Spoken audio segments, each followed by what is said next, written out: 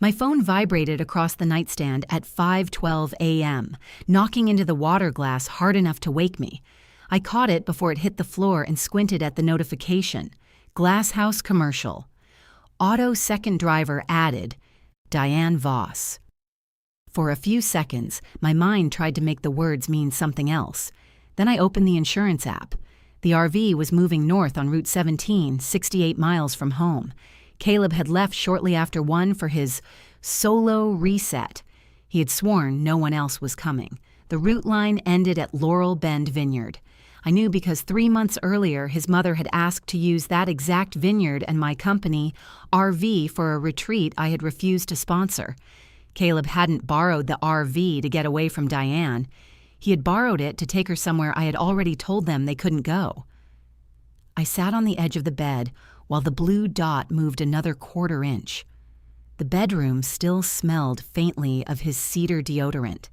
His phone charger hung empty beside the lamp, and the closet door stood open because Caleb never closed anything he expected to return to. At 1 that morning, he had kissed the top of my head while I stood barefoot in the driveway with my arms folded against the cold. "You're making this feel like a hostage exchange," he'd said. "It's a company vehicle." "It's an RV, Mara, owned by my company, our company." The correction came easily to him now.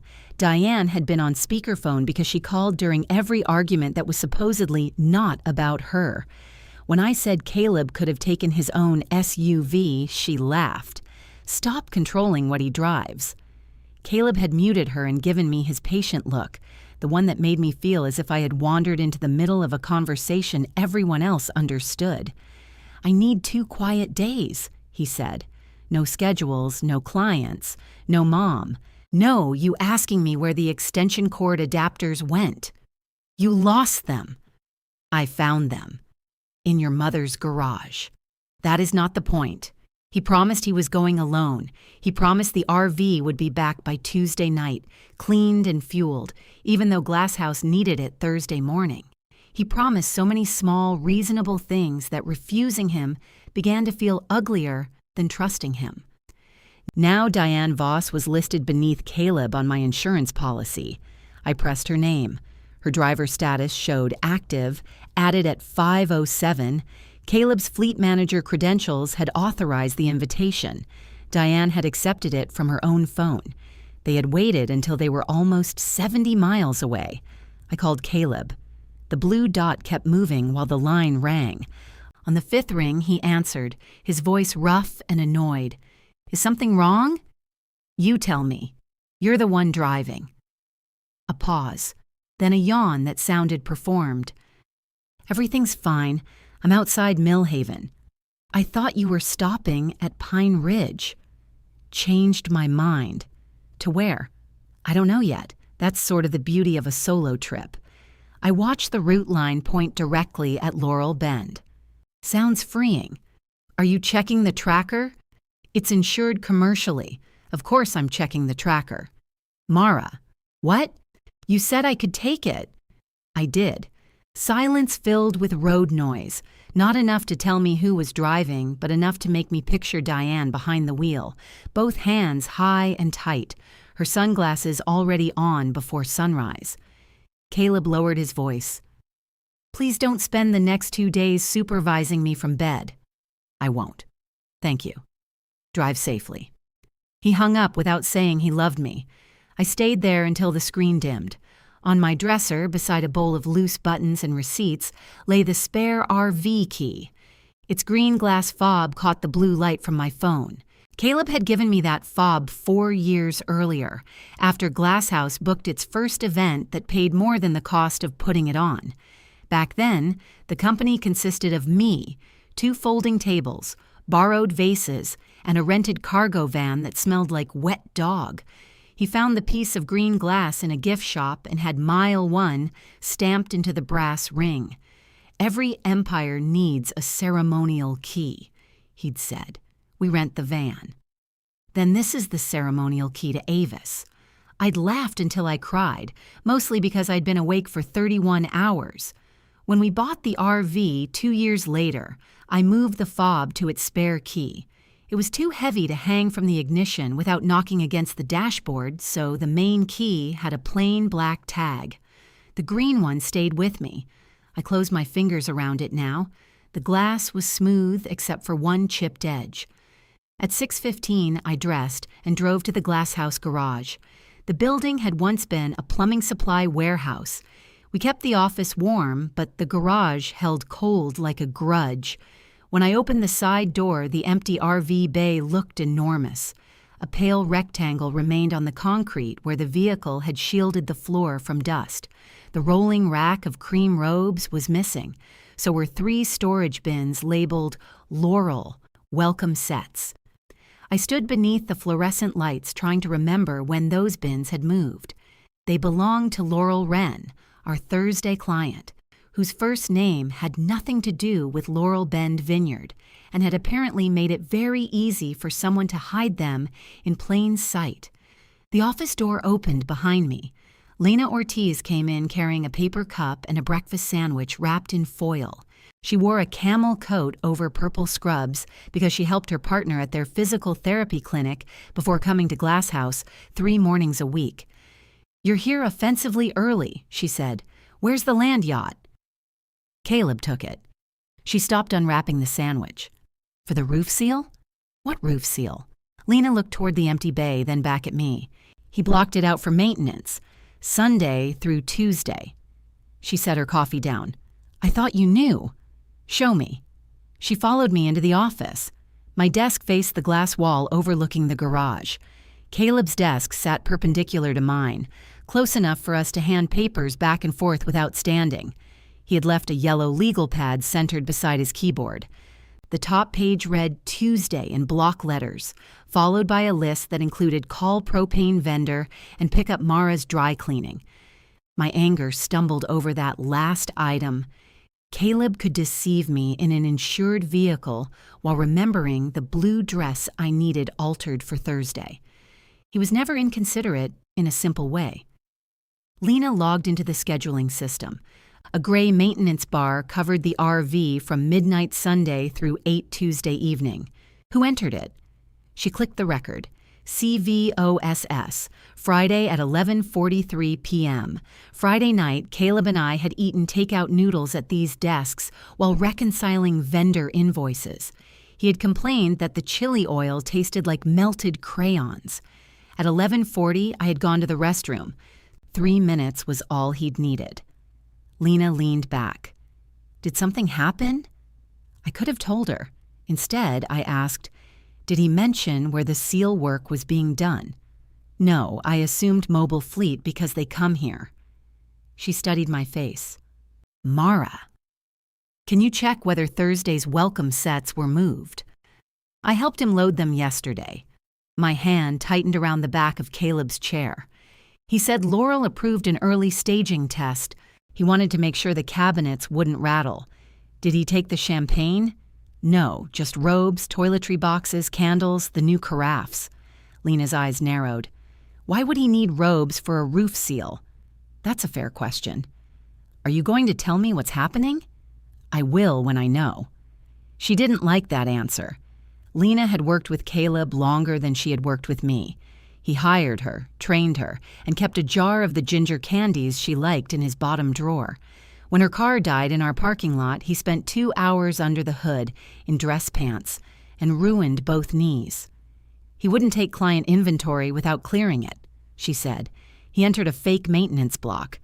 You don't know it's fake. There is no appointment. Then call him. I did. And he lied about where he's going. The sentence landed between us. Lena picked up her coffee but didn't drink. Maybe there's an explanation. There usually is. I turned to my computer before she could hear what I meant by that. Diane's retreat idea had begun over brunch in April. She called it Second Bloom, a weekend for women who were tired of shrinking. She said this while sending back her eggs because the chives had been cut too large.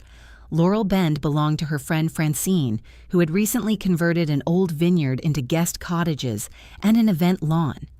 Diane had imagined morning yoga, journaling, wine tasting, and guided conversations about reinvention. though she had no training in any of those things beyond offering advice strangers hadn't requested.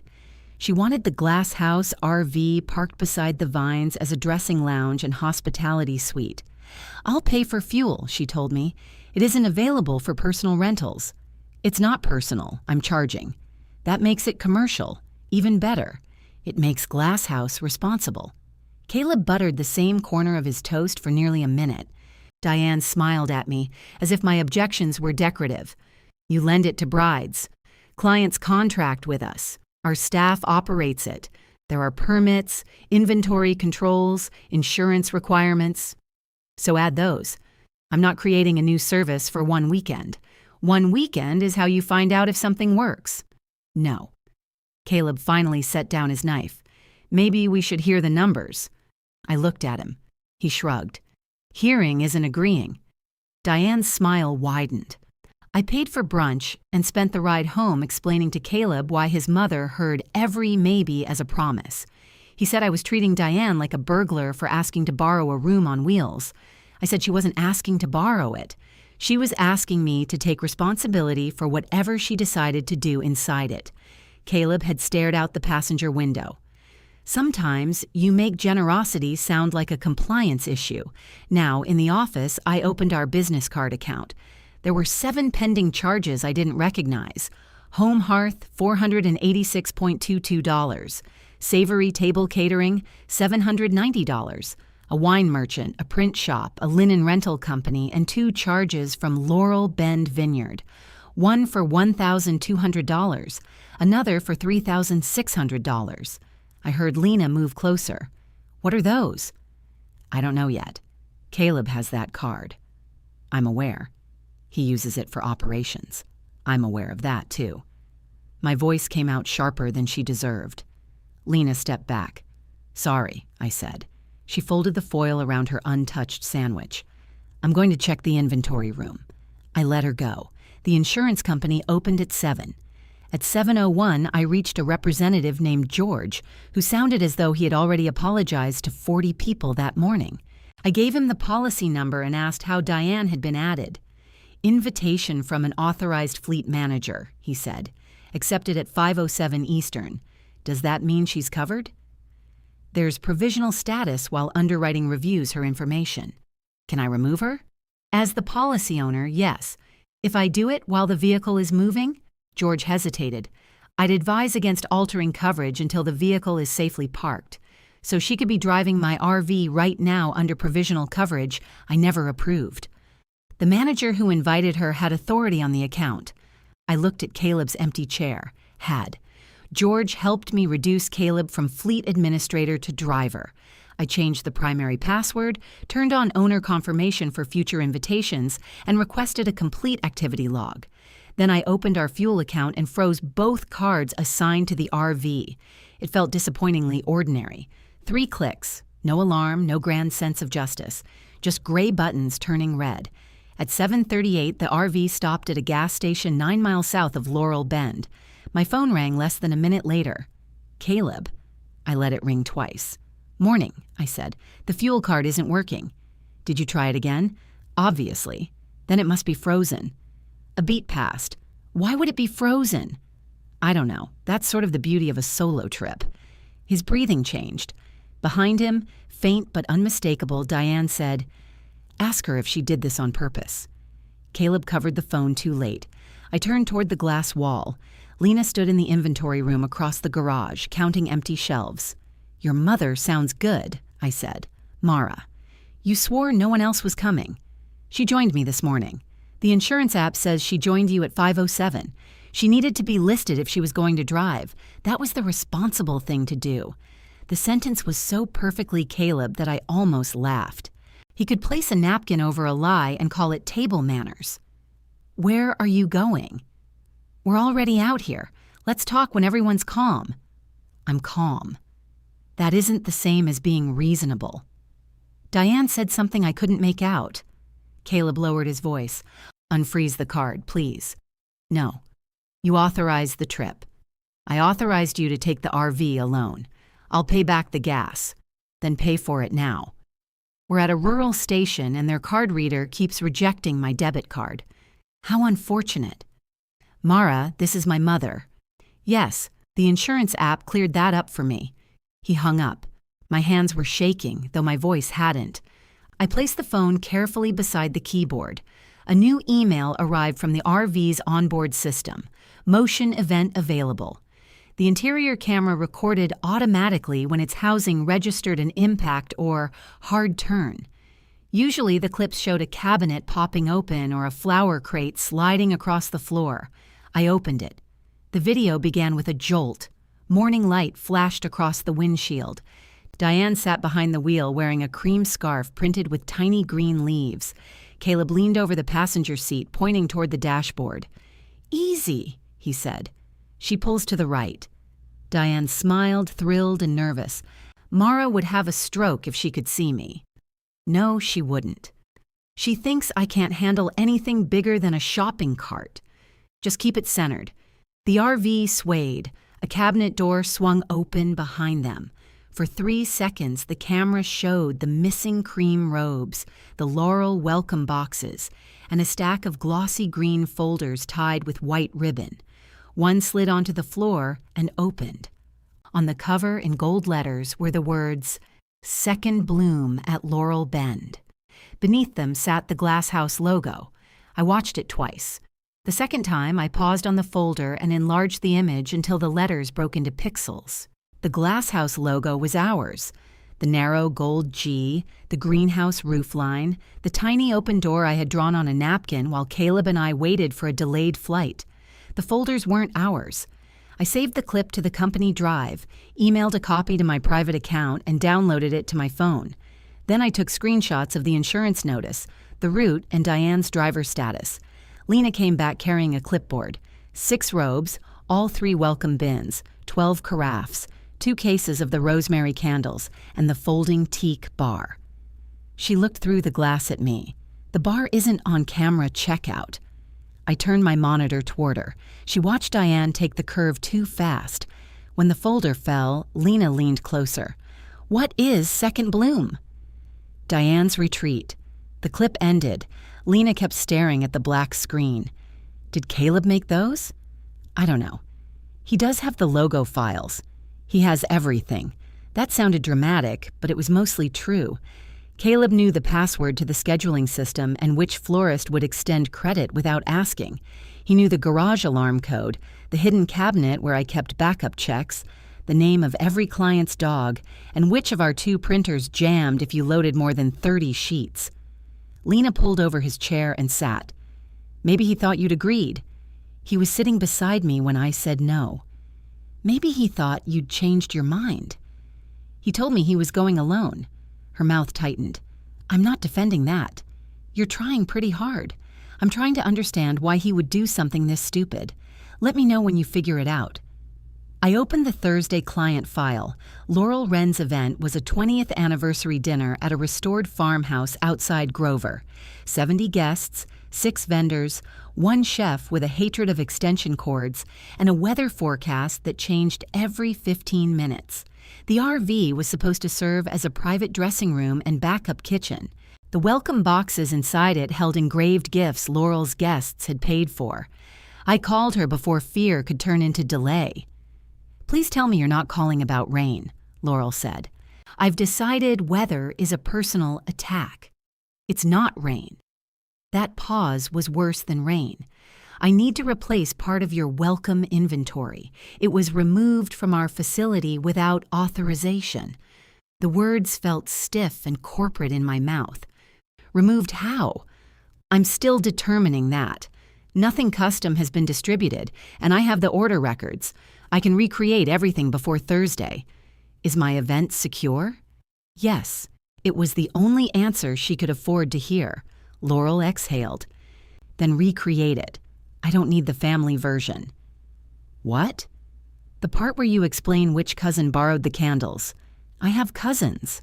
I know how it goes. Despite myself, I smiled. It wasn't a cousin. Of course not. Cousins have limits. After we hung up, I called the candle maker, the robe supplier, and the engraving shop. Rush fees accumulated with every apology. By 9, replacing what Caleb took would cost just over $2,000, assuming everyone delivered on time. The RV's location dot settled at Laurel Bend at 8:26. 10 minutes later, my email showed a request from Caleb at glasshousehospitality.com. Subject COIC, Laurel Bend no greeting, no explanation. Just a request that I issue a certificate of insurance naming Laurel Bend Vineyard as an additional insured for hospitality activation, Sunday through Tuesday. I read it until the clean language became insulting. Lena saw my face. What? He wants a certificate. For Diane's event? Apparently. So it's real. It was always real. I mean, the retreat. People are actually coming. I showed her the email. Lena pressed her thumbnail into the cardboard sleeve of her coffee. He knows you can't just issue that. He knows I can call George and ask for one, which you're not going to do. No. She nodded once, as if testing how the answer felt. I forwarded Caleb's email to my private address and replied from the company account. Glasshouse does not authorize this event or any use of company property, branding, inventory, or insurance in connection with it. Return the RV and all contents immediately. The typing bubbles appeared in our internal chat before my sent notification cleared. Call me. I closed the chat. The Vineyard's website listed Francine Bell as owner and event director. I remembered her from Diane's brunch pitch. Recently divorced, good with stone fruit, terrible at recognizing when Diane was lying because she considered confidence a form of evidence. Francine answered with music playing behind her and wind buffeting the phone. Mara, perfect timing. We need the insurance certificate and the propane declaration. There won't be a certificate. The music faded as she moved somewhere quieter. I'm sorry? Glasshouse did not approve this event. Caleb approved it. He doesn't have authority to commit our insurance. He said he was a co-owner. My eyes went to his yellow pad. Pick up Mara's dry cleaning. Caleb is our logistics manager. And your husband. Yes. Francine waited, apparently expecting the second fact to repair the first. Diane paid the venue fee, she said. We have a signed agreement. That agreement is between you and Diane. It cannot include my company. She told me the hospitality unit was part of her package. We've advertised it. I'm emailing you written notice that you do not have permission to use our name, equipment, or insurance. The RV needs to remain parked until my driver retrieves it. Your driver? I'm sending someone to bring it home. Francine lowered her voice. There are 8 guests coming. I didn't invite them. You understand what this will do to Diane. The question was so familiar, it barely sounded like a question. I understand what Diane has done to herself. Francine hung up. 3 minutes later, Caleb called. I answered because the next move needed to be his. What the hell are you doing? He said. Protecting the business. Francine says you threatened to take the RV. It belongs here. The retreat starts at 4. That sounds like a scheduling problem. Mara, listen to yourself. I have been. You are treating this like Mom stole the RV. You lied to me, loaded client inventory, created marketing materials with my logo, added your mother to my insurance, and drove the RV to a commercial event I refused. I loaded display samples. They're paid inventory, which will be back before Thursday. You have no idea what condition they'll be in. They're robes and candles, not transplant organs. I heard Diane in the background. Don't let her turn this into something it isn't. What is it, Caleb? He went quiet. I waited. Finally, he said, It's a pilot. The word hit harder than retreat. A pilot for what? Mom's concept. If it works, Glasshouse gets a new revenue stream. Weekends are the whole market now, wellness, vineyard experiences, small groups. We already have the unit. We already have vendor relationships. You pitched my company behind my back. I didn't pitch anything. I helped put together one weekend. With my staff? No. My RV? Yes. My inventory? Temporarily. My credit card. Another pause. He said, Those charges will be covered by the deposits. How many deposits? That's not important right now. How many? 8. And where are they? Mom's event account. Of course they are. You wouldn't even hear the proposal. I heard it at brunch. You shut it down before she finished speaking. She wanted me to ensure a business she invented between returning her eggs and ordering dessert. She worked on this for months, and you helped her. I made some calls. You created the folders. He breathed out through his nose. The logo made the materials look legitimate. They weren't legitimate. They would have been if you'd given it a chance. There it was, not apology, not even denial, just the belief that the success he imagined would travel backward in time and make the deception reasonable. How long? I asked. How long what? How long have you been planning to use Glasshouse for this? We aren't using Glasshouse. You put the name on the folder, for continuity. I laughed then. I couldn't help it. Caleb hated being laughed at. His voice hardened. I knew you'd react like this. Then you understood I hadn't agreed. I understood you'd say no before thinking. So you thought for me. I tried to create proof. With my risk. Our risk. No, Caleb.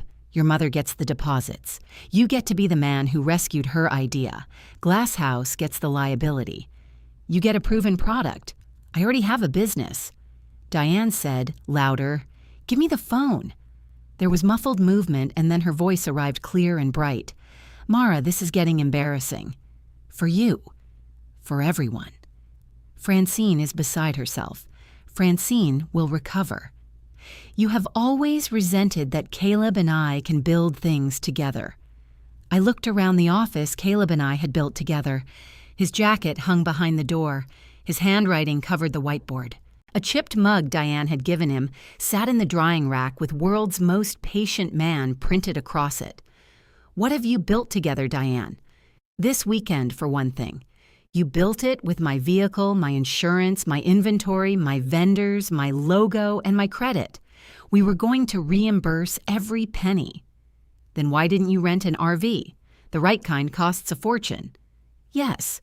She was silent. I said, "That was the part of the proposal you didn't understand." Her tone cooled. "I raised a son who has worked himself half to death, making your company function. Then he should know how dangerous this is. He knows the company would be nothing without him." Across the garage, Lena looked up from her clipboard. She couldn't hear Diane, but she could see my face. I kept my voice level. "The RV stays parked. Caleb is authorized to drive it directly back here.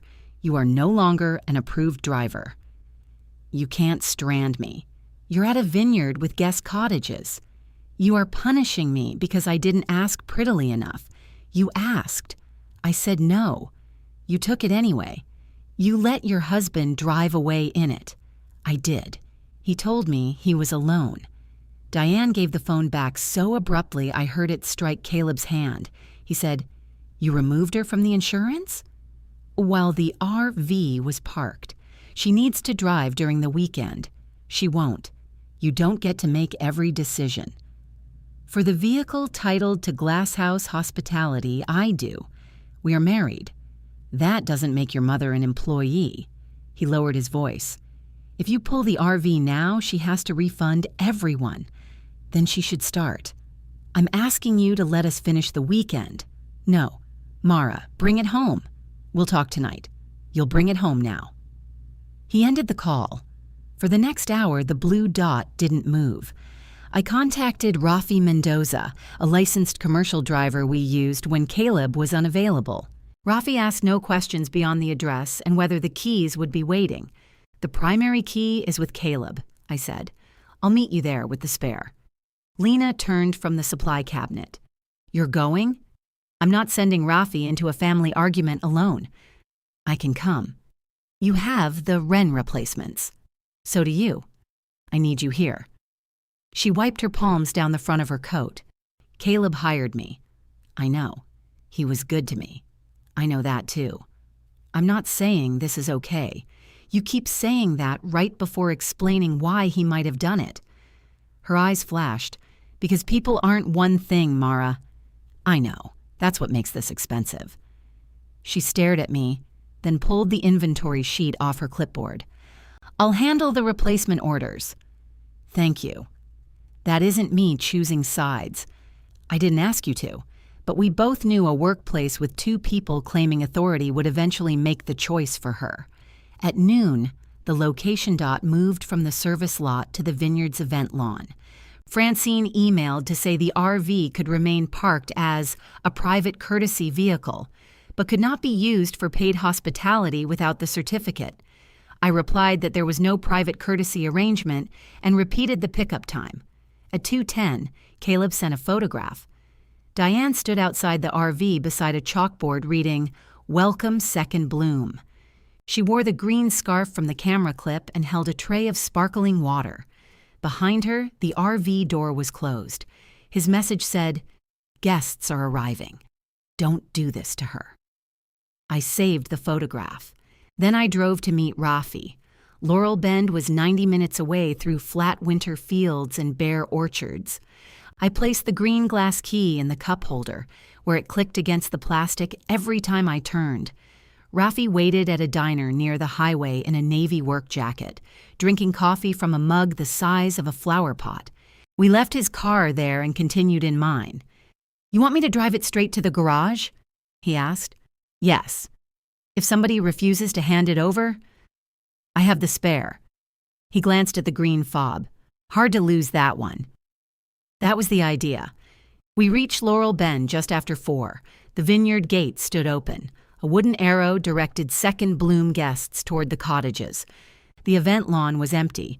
So was the service lot. I opened the insurance app. The RV's last transmitted location remained pinned beside the vineyard barn, time-stamped 3:41. Francine came down the stone steps with her arms folded. "You just missed them," she said. "Where did they go?" Diane decided the atmosphere here had become hostile. "Where did they go, Francine?" She looked at Rafi, then at the key in my hand. "I don't know." My phone vibrated.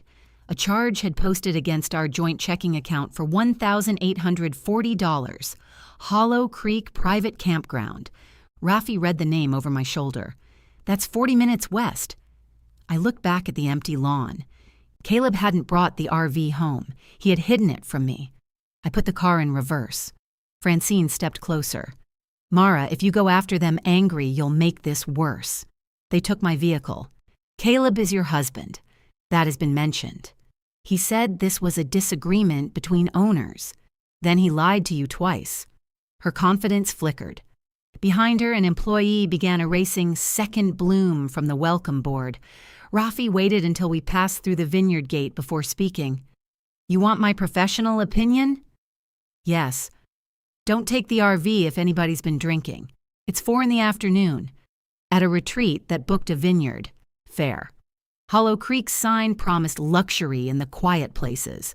The luxury appeared to consist of gravel pads with private cedar fences and an artificial pond shaped like a comma. At the office, a woman named Bev found Caleb's reservation after I showed her the registration and company insurance card.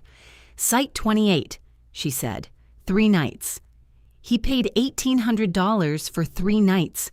Site rental, private meeting pavilion, firewood package, after-hours setup fee." Bev clicked through the reservation. "And 9 guest passes." Did he say this was a commercial event? He said it was a family gathering.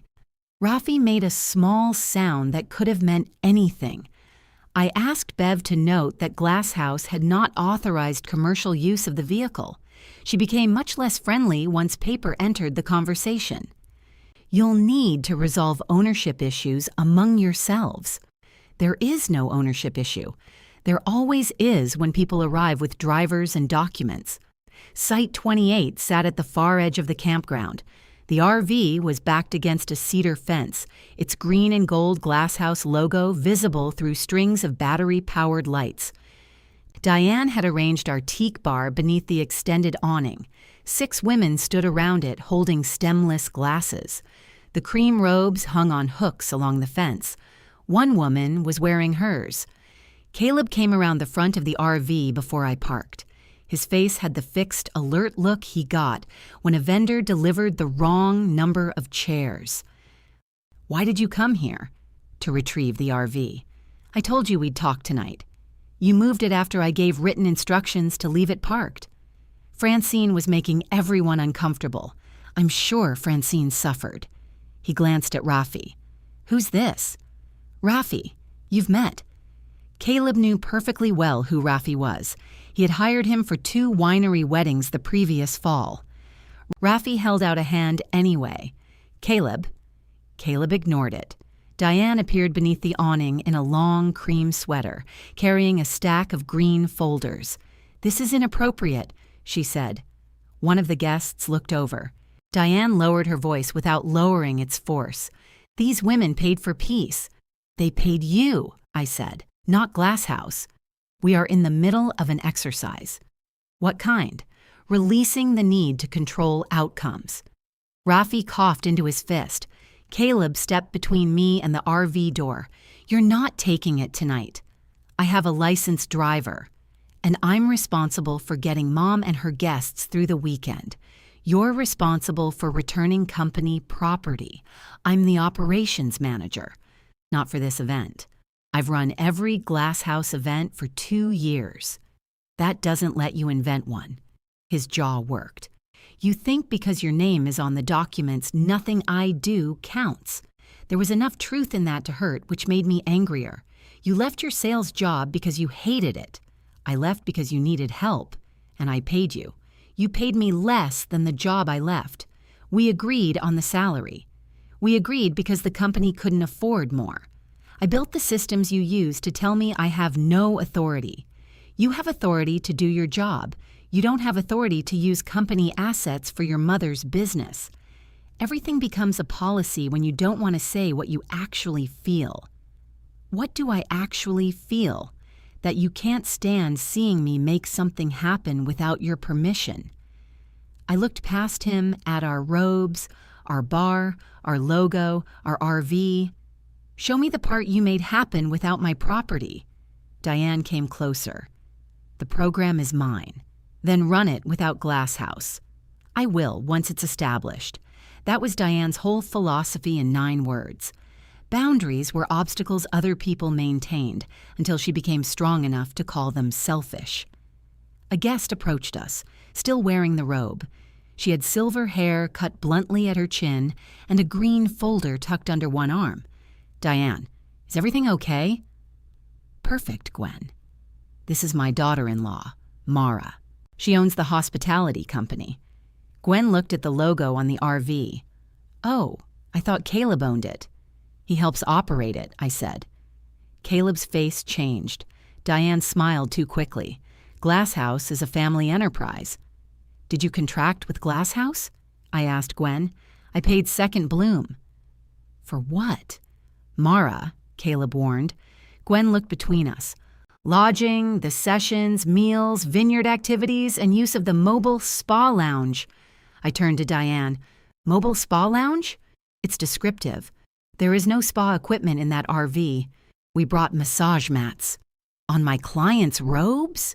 Gwen touched the lapel as if it had become damp. I can take this off. You don't need to do that this second. Diane's eyes sharpened. My guests do not need to be dragged into a marital disagreement.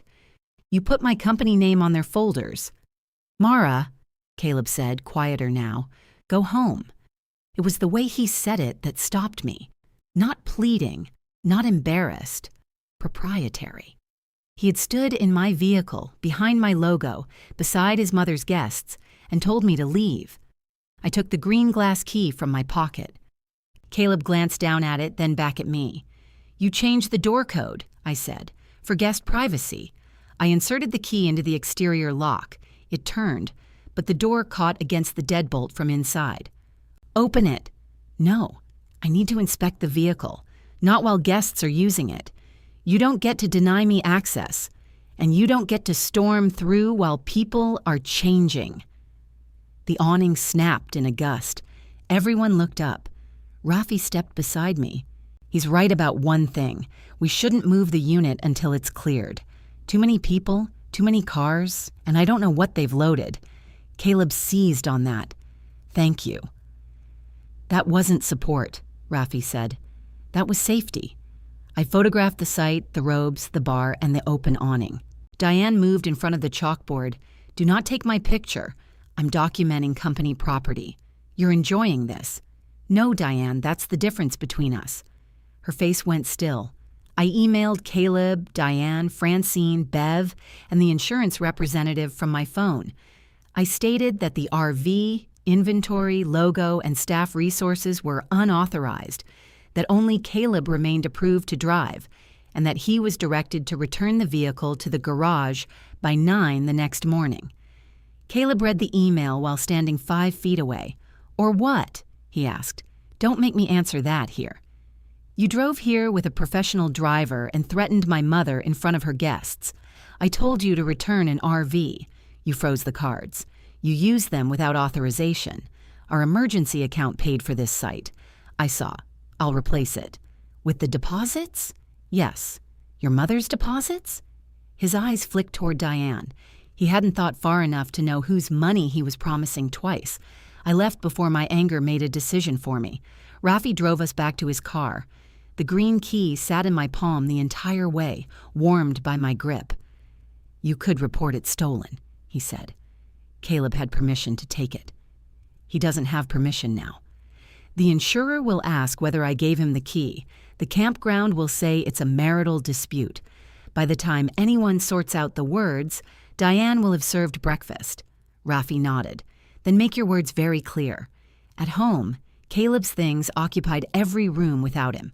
His boots were under the bench. His open bottle of mineral water sat flat in the refrigerator door because he insisted it tasted different cold. A hardware store receipt on the kitchen counter showed 2 RV key copies made 6 weeks earlier. I read the line 3 times. He had copied the main key before he ever asked for his solo trip.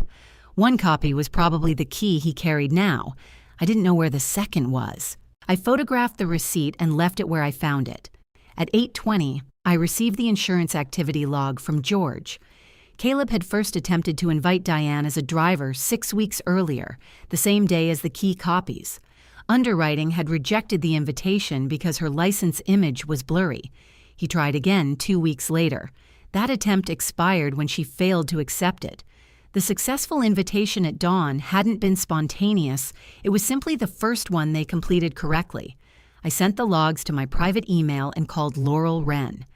I can replace the inventory, I told her. I cannot promise the RV will be available Thursday. She was quiet long enough for me to hear silverware in the background. What are my alternatives? A tented dressing suite with portable climate control. It won't be equivalent. And the backup kitchen? We can bring a separate catering trailer. You told me the event was secure. I believed I could retrieve the vehicle today. And now? I'm giving you the truth before it becomes an emergency on Thursday.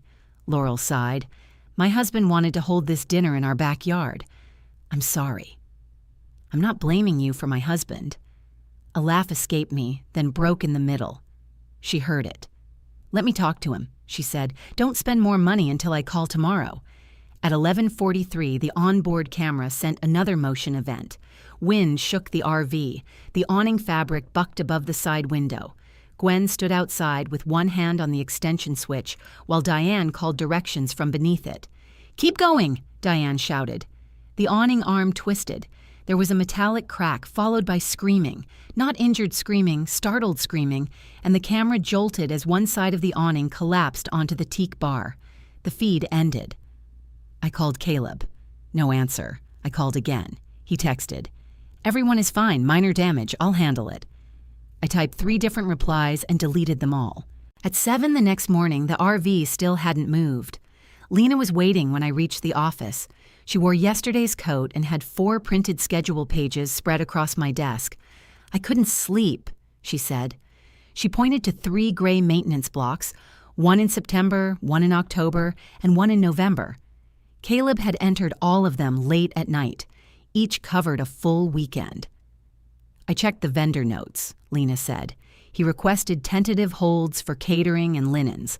He told them it was a Glasshouse series. She slid a 5th page toward me. It was an email received at 2:16 a.m. through our website. The sender was Gwen Mercer. I'm sorry for contacting you this way. I was told Glass House created and guaranteed this retreat. After meeting you, I believe several of us were misled. I've attached the materials and emails Diane sent before we paid. The first attachment was a green and gold brochure. The second was an email chain between Diane, Gwen, and Caleb.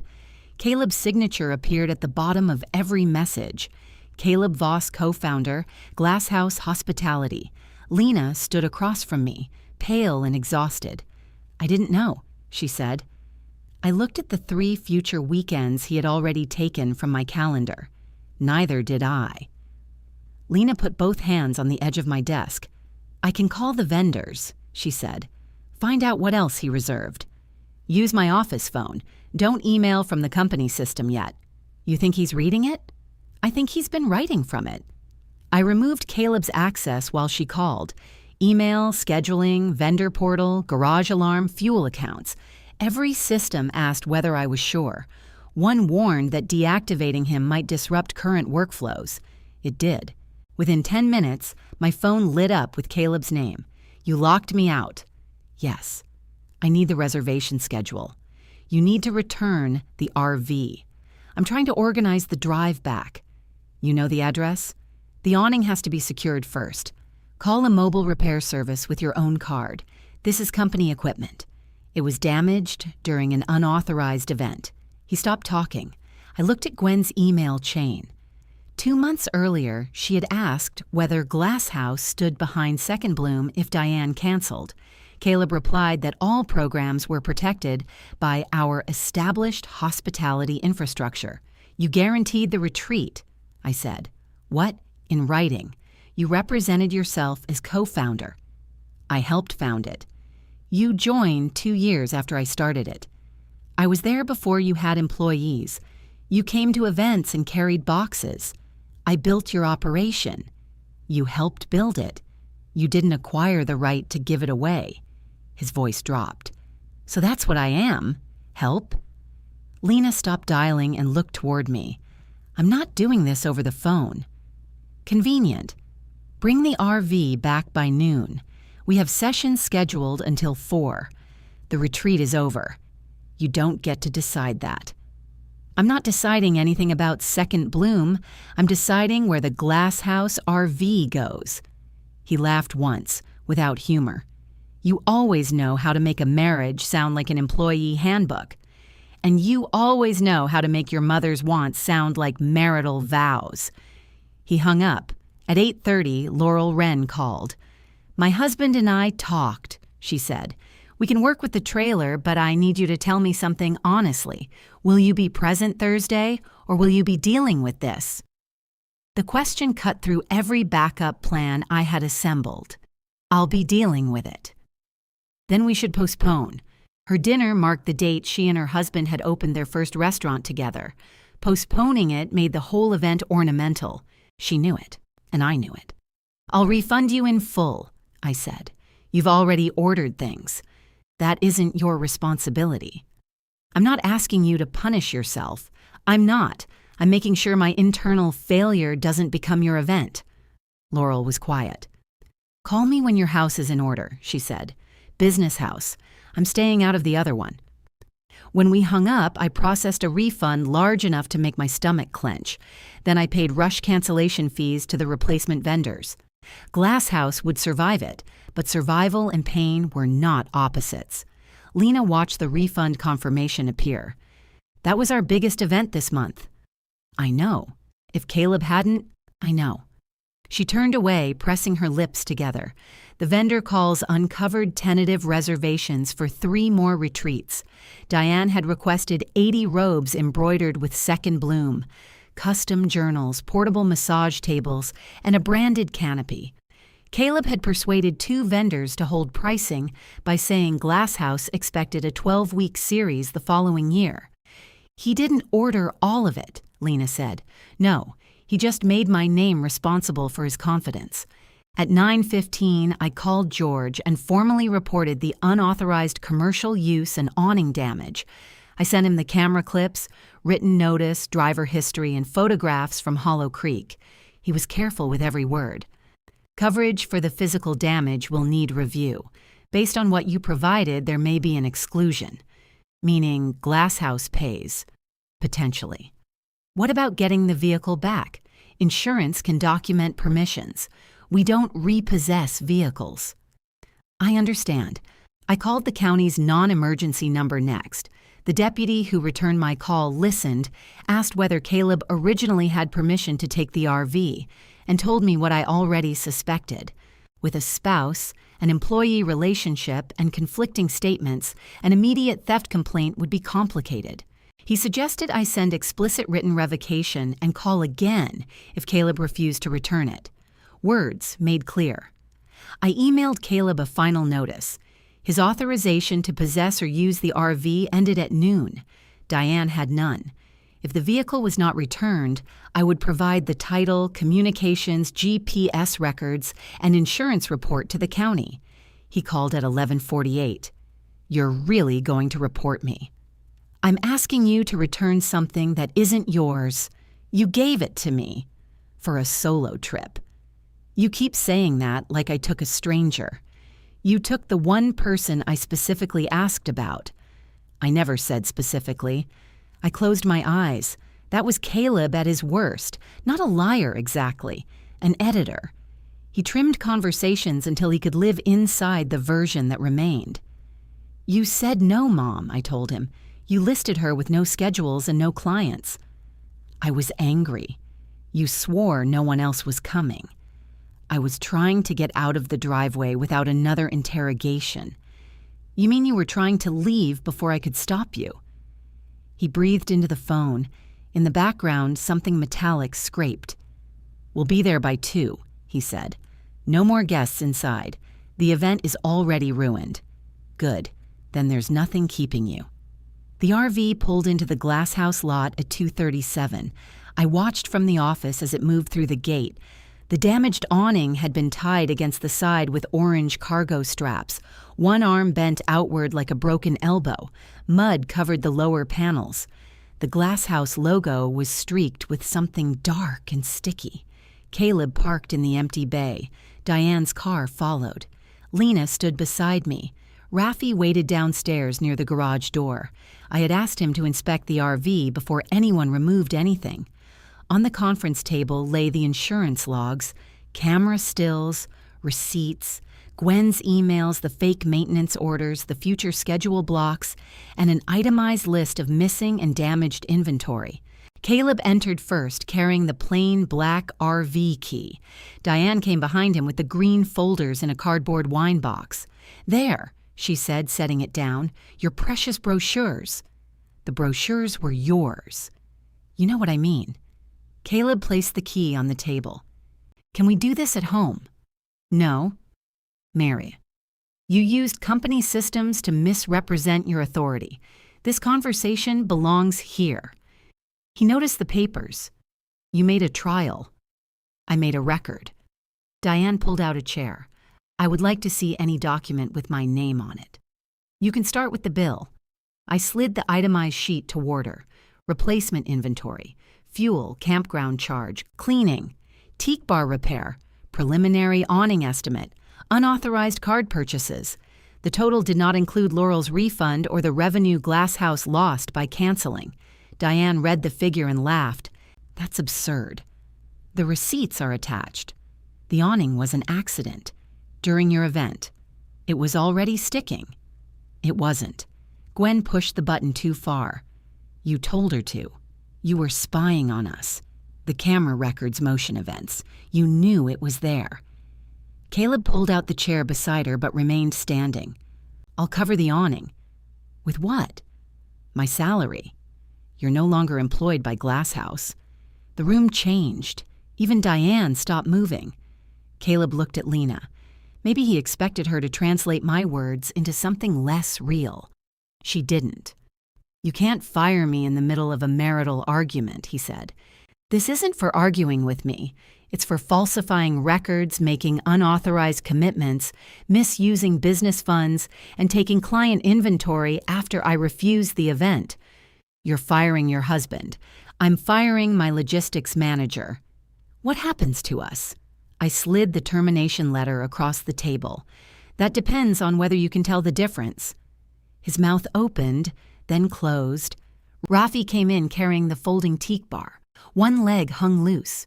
He set it against the wall and handed me his inspection sheet. Awning assembly needs replacement, he said.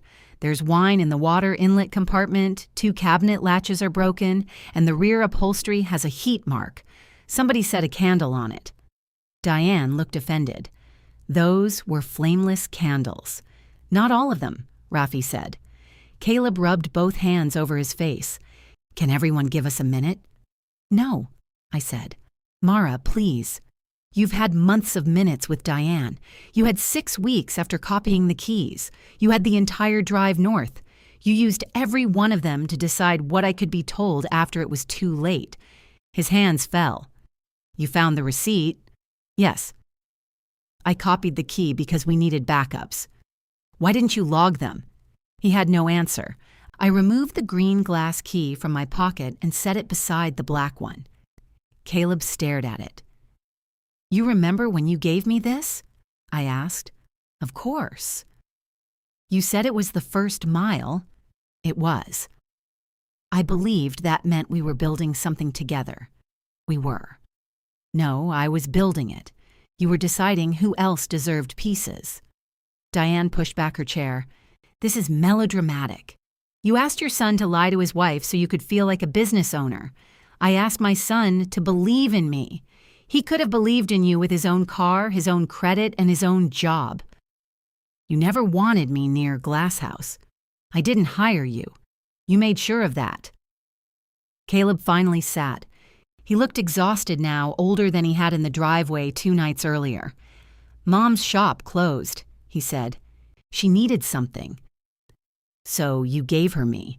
I gave her a weekend. You gave her my insurance login, my inventory, my vendors, my logo, my client schedule, and the right to call herself family whenever I objected. I gave up a lot for this company. You could have asked for more money. You could have asked for equity. You could have left and built something that belonged to you. You would have heard any of that as betrayal. Maybe. We'll never know because you chose the betrayal that was easiest to hide. He looked toward the garage. I spent 2 years making myself necessary. You were necessary. Apparently not. That wasn't enough for you. You wanted to be unremovable. The words landed. Caleb's eyes dropped to the keys. Diane reached for his arm.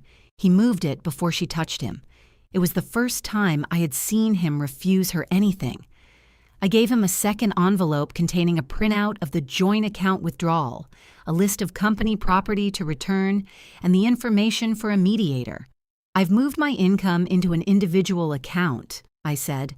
The household bills will still be paid from the joint account while we sort them. You need to stay somewhere else. Diane stood.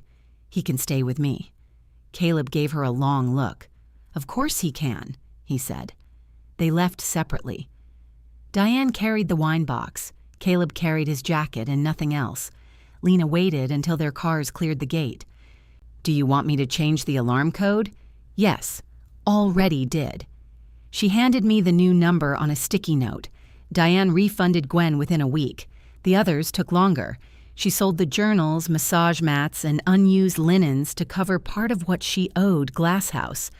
The embroidered robes never found a buyer, so she kept them stacked in her condo, where Caleb slept on a pull-out sofa while we began mediation. The insurance company denied the awning claim. Glasshouse paid for the repair. Caleb returned the duplicate keys, the company laptop, and 4 boxes of records. He disputed the full damage bill but agreed that his share of the joint savings would cover the unauthorized charges and Laurel's refund. He never again called himself a co-founder. Laurel booked us again the following spring. Her anniversary dinner became a smaller event, held beneath flowering pear trees behind the restaurant she and her husband had opened together. The repaired RV stood beside the kitchen entrance, clean and level, its cabinets latched and its awning tucked safely against the side. Before the guests arrived, I sat alone behind the wheel. The green glass fob hung beside the ignition. Morning light passed through it and scattered across my hand. For years, I had thought belonging meant giving someone a key. I turned it, heard the engine catch, and closed my fingers around the glass. This time, the only key in the ignition was mine.